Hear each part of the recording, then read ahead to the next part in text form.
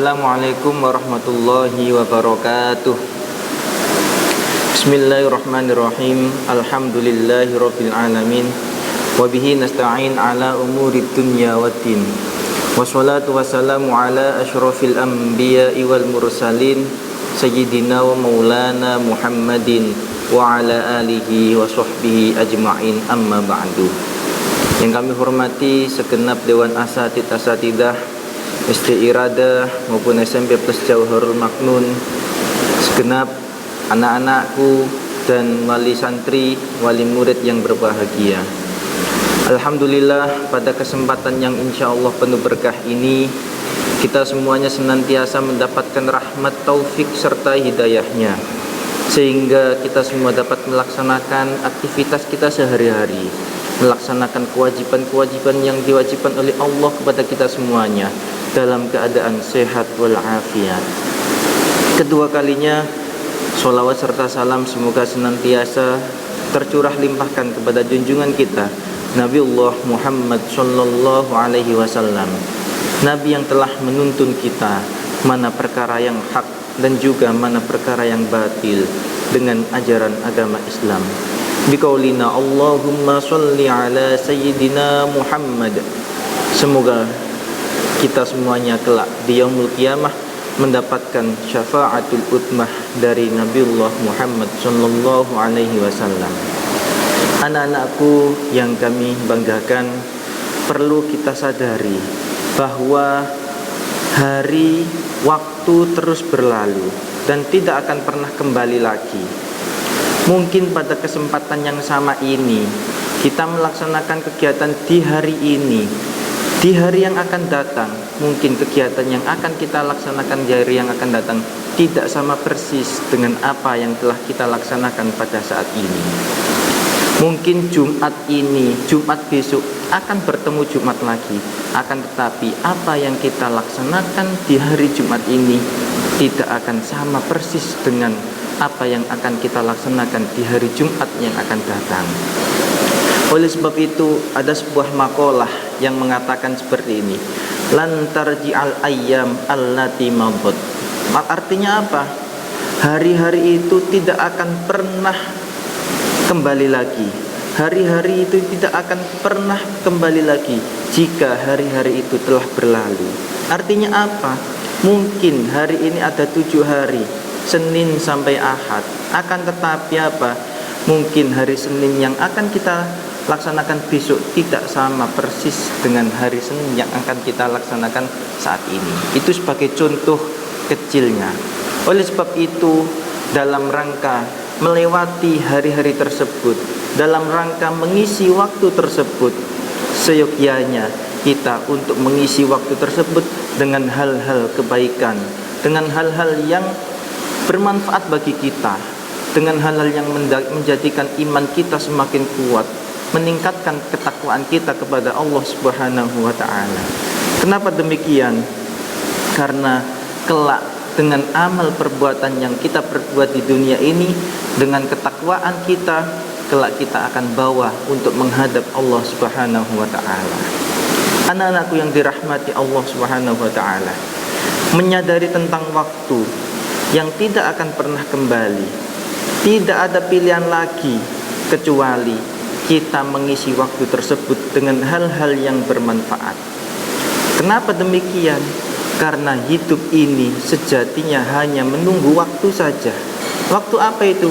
Waktu kita untuk menghadap Allah Subhanahu wa ta'ala.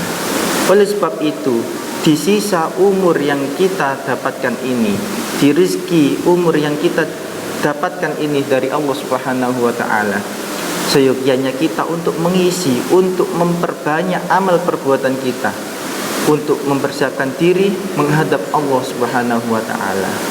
Karena apa? Karena tidak ada yang tahu umur manusia itu panjang atau pendek, tidak ada yang tahu.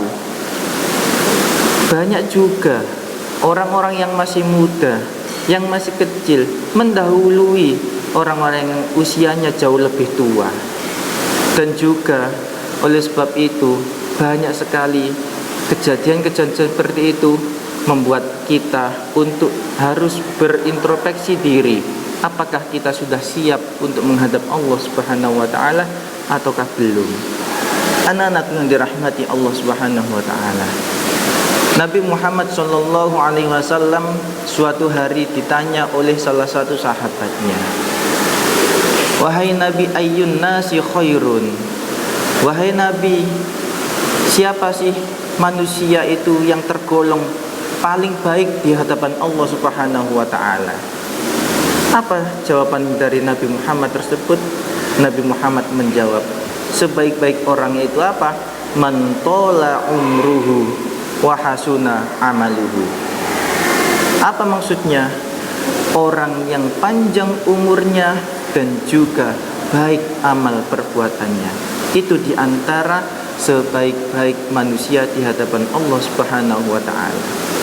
Karena apa? Karena umur yang telah diberikan oleh Allah kepada kita semuanya ini, seyogyanya kita isi dengan hal-hal yang kebaikan, memperbanyak amal-amal baik untuk kelak kita menghadap Allah Subhanahu wa ta'ala.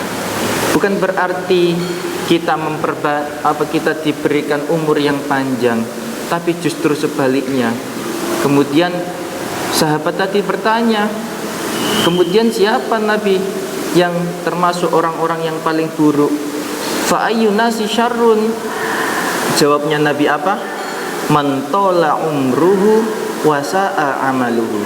Sejelek-jelek orang, sejelek-jelek manusia, yaitu orang yang diberikan Allah umur yang panjang, diberikan rezeki Allah umur yang panjang, akan tetapi di sisa umurnya tersebut dia akan menambah hal-hal keburukan. Dia tidak memanfaatkan waktu itu dengan sebaik-baiknya. Dia memperbanyak keburukan, kejahatan, kemaksiatan ketika hidup di dunia. Oleh sebab itu, orang yang seperti itu, kata Nabi, termasuk orang yang paling buruk di hadapan Allah Subhanahu wa ta'ala. Anak-anakku yang dirahmati Allah Subhanahu wa ta'ala, dari hadis tersebut dapat kita fahami bahwa apa? Umur yang panjang itu tidak hanya menjadi nikmat dari Allah saja, akan tetapi menjadi penentu kebaikan dan keburukan manusia. Kita semuanya dikaruniai umur yang panjang. Kemudian umur itu kita laksanakan, kita manfaatkan dengan mengerjakan kebaikan, memperbanyak ibadah, memperbanyak hal-hal yang baik. Kita sebagai jenengan anak-anak, sebagai murid, dimanfaatkan waktu itu sebaik-baiknya. Waktunya belajar, waktunya sekolah, ya sekolah, waktunya mengaji, ya mengaji. Itulah dinamakan apa? Anak atau orang yang memanfaatkan waktunya dengan sebaik-baiknya. Tapi tidak sebaliknya, diberi umur yang panjang, akan tetapi orang tersebut malah menggunakan sisa umur tersebut dengan hal-hal yang buruk. Oleh karena itu, marilah kita jadikan setiap waktu, setiap umur yang kita laksanakan ini, yang kita jalani ini, yang terus berlalu ini, kita jadikan sebagai momentum untuk merenungi hakikat umur yang telah diberikan Allah Subhanahu wa ta'ala kepada kita. Pertanyaannya singkat, sudahkah umur yang kita jalani ini menjadi perantara untuk menambah kebaikan, menambah ibadah, menambah hal-hal yang bermanfaat bagi kita? Ataukah sebaliknya, dengan bertambahnya umur, atau justru sebaliknya, dengan bertambahnya umur, kejelekan-kejelekan, kemaksiatan-kemaksiatan, keburukanlah yang kita lakukan? Pertanyaannya itu, yang kita harapkan apa? Sebagai bekal kita menghadap ke Allah Subhanahu wa ta'ala kelak, ayo bersama-sama kita memperbanyak hal-hal yang kebaikan, agar kapanpun kita saatnya mendatangi, dipanggil oleh Allah Subhanahu wa ta'ala, kita semuanya sebagai hamba Allah sudah siap kapanpun kita panggil. Anak-anakku yang dirahmati oleh Allah Subhanahu wa ta'ala, demikian uraian singkat dari saya. Pentingnya kita memperbanyak amal kebaikan di sisa umur kita, ya. Kurang lebihnya saya mohon maaf. Wassalamualaikum warahmatullahi wabarakatuh.